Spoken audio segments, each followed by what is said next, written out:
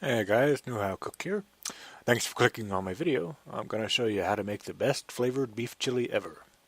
At the end, I'll give you a few secrets on how to pick the best onion for any recipe you have.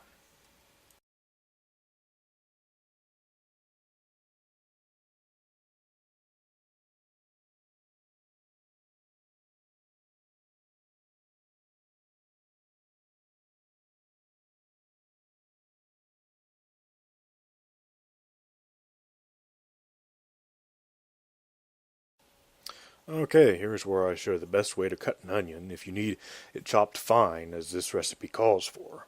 There are different sizes that some recipes call for, but for this one you will need pieces that are 1/8 to 1/4 of an inch in size.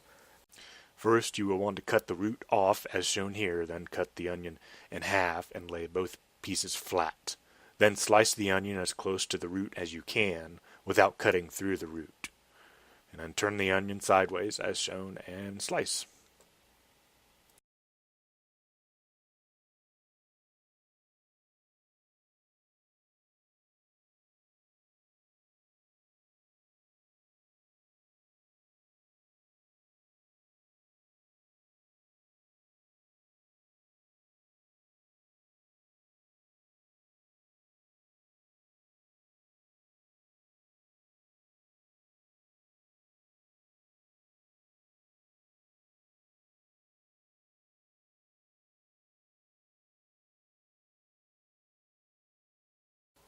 You will need a good Dutch oven for this recipe. Dutch ovens distribute the heat evenly throughout any soup recipe regardless of what heat source you are using.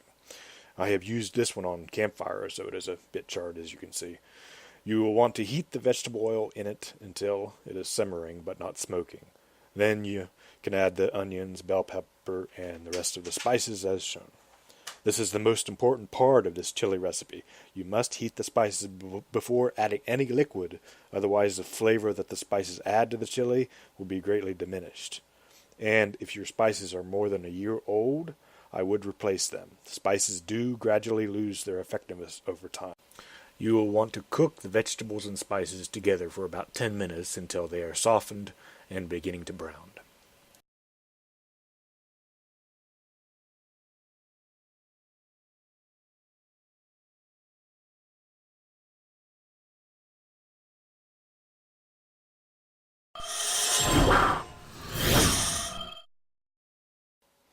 Increase the heat to medium-high and add 1/2 of the ground meat. Cook it about 3 to 4 minutes and then add the second half of the meat.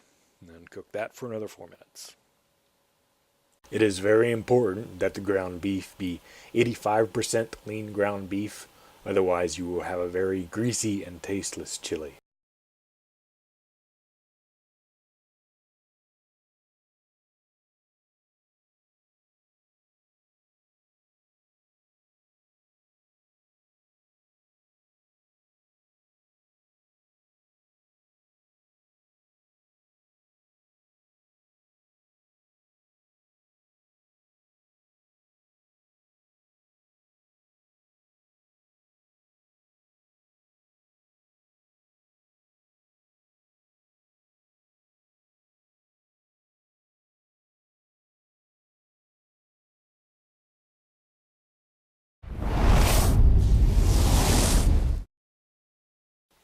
Next, add your beans, tomatoes, tomato puree, and 1/2 teaspoon of salt, or more depending on how salty you like your chili.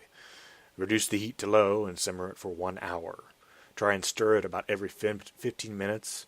You want to remove the cover after an hour and then let it simmer for another hour. If your chili begins to stick to the pot during this, you want to add 1/2 cup of water and continue to let it simmer. An interesting fact about kidney beans that I discovered: they're a low glycemic index food and they help you feel full. This means diabetics can consume them without having to worry too much about a quick rise in blood sugar. Instead, they cause an increase in bacterial activity and gas production a few hours after they're consumed. This is because they have a large amount of carbohydrates that our digestive enzymes in our gut can't convert into absorbable sugars quickly.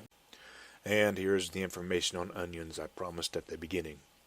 I hope this will be helpful to you, and thank you for watching. If I've provided you with any value or helped you out in any way, please let me know by giving me a like, subscribe, or comment below, and all of that would be very much appreciated.